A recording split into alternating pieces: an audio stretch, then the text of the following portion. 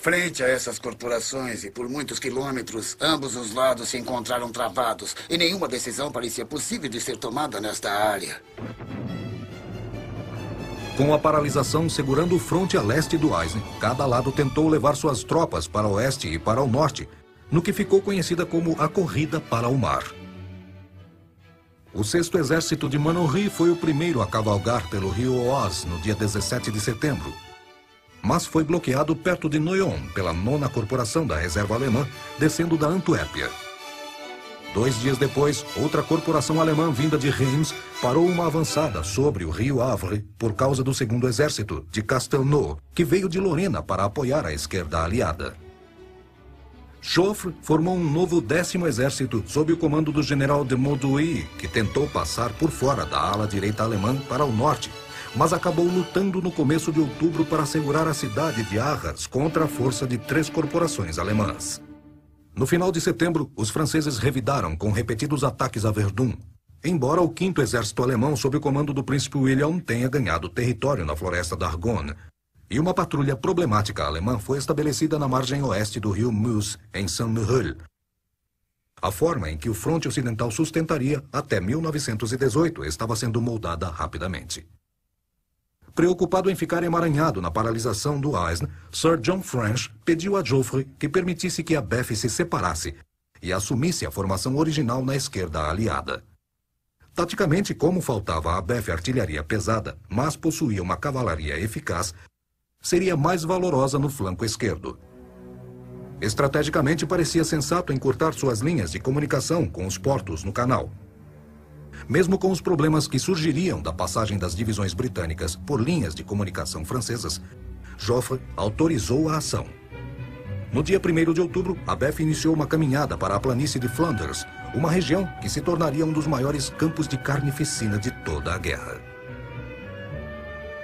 Nas primeiras 3 semanas de outubro, a 2ª Corporação de Schmidt-Dorian avançou em direção a La Basse, enquanto no norte, a 3ª Corporação do Major-General Pouteney avançava em direção a Lille. As corporações da cavalaria comandadas pelo Tenente-General Edmond Allenby, à esquerda de Pouteney, ocupavam Messinet e Vitchaet, ligando-se à recentemente formada 4ª Corporação, que depois de tomar a Antuérpia foi enviada a Ypres, ou como chamavam os ingleses, White Boroughs.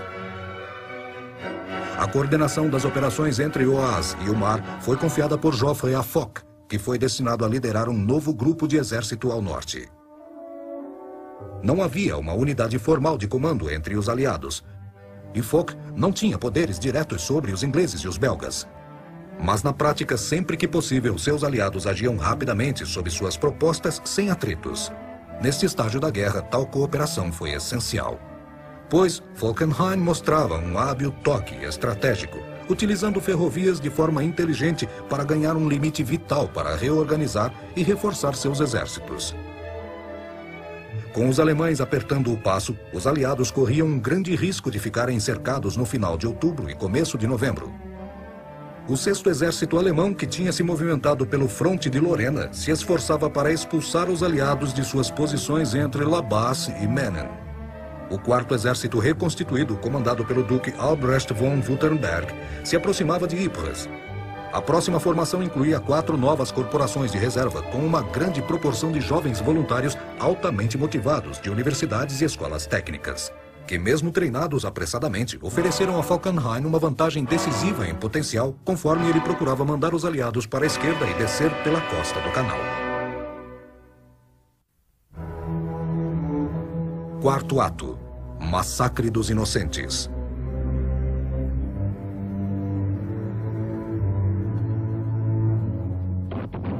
Enquanto o 4º Exército Alemão esmagava o que havia restado do exército em Issy, a BEF se agarrou em suas posições defensivas em Messines, Plugstreet e La Basse.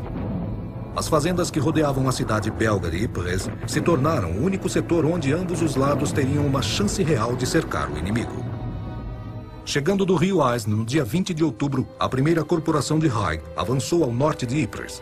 Perto de Langemarck, eles deram de frente com a 24ª e 26ª Corporações de Reserva alemãs, se aproximando pelo nordeste. Longe de um ataque decisivo, os aliados entraram oscilantes em uma luta durante a qual tiveram que abastecer as unidades com provisões para assegurar as suas posições.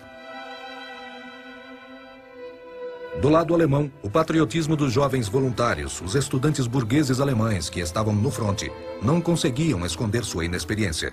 Eles caíram aos milhares em Langenmark.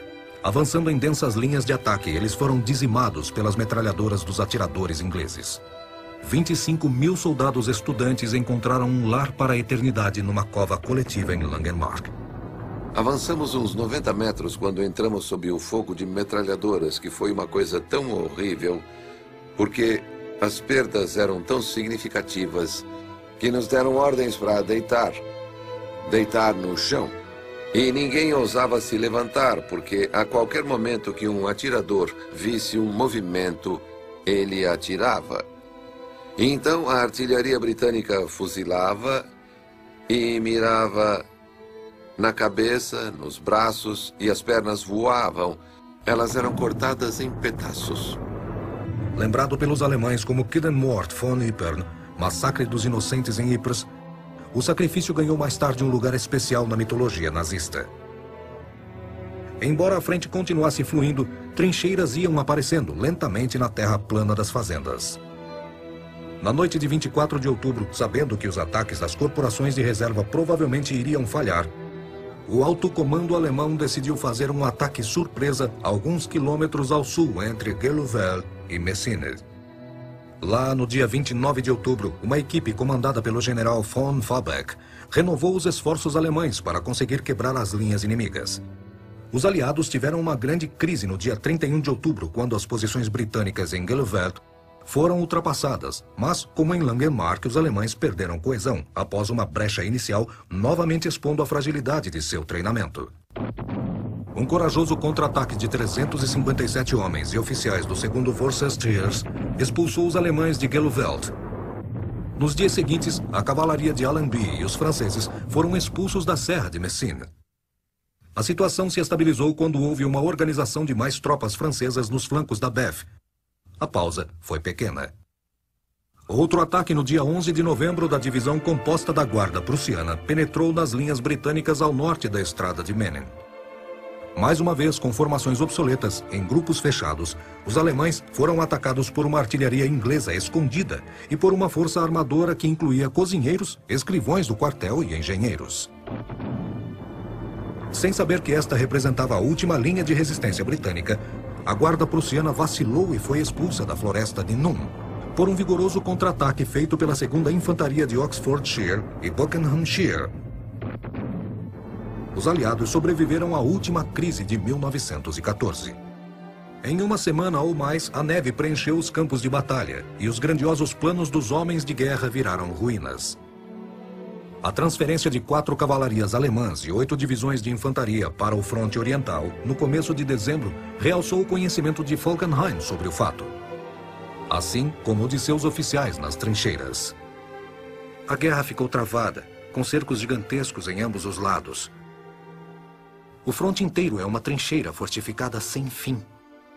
Nenhum dos lados tem a força para fazer dar uma investida decisiva. Mesmo ganhando um valoroso território na Bélgica e no norte da França, os alemães agora enfrentavam o seu maior pesadelo. Uma prolongada guerra de 2 frentes. O terrível cenário que eles procuravam evitar. Todos estão se preparando para uma campanha de inverno. Até onde eu sei, não há possibilidade de um fim tão cedo. 2 dias depois, o mesmo oficial escreveu: "Ainda estamos presos aqui por bons motivos." Ou poderia dizer, por péssimos motivos. Os profissionais altamente treinados da BF original também haviam partido. Eles fizeram muito para atacar a caminhada alemã nos portos do canal, mas sofreram 58 mil baixas adicionais entre 14 de outubro e 30 de novembro. As forças do Império Britânico tinham iniciado sua longa e sanguinária associação com Ypres, onde os aliados ocupavam uma perigosa serra controlada por alemães sedentos de sangue. A guerra de trincheiras era agora um fato real no fronte ocidental. Quinto ato. Fracasso austríaco.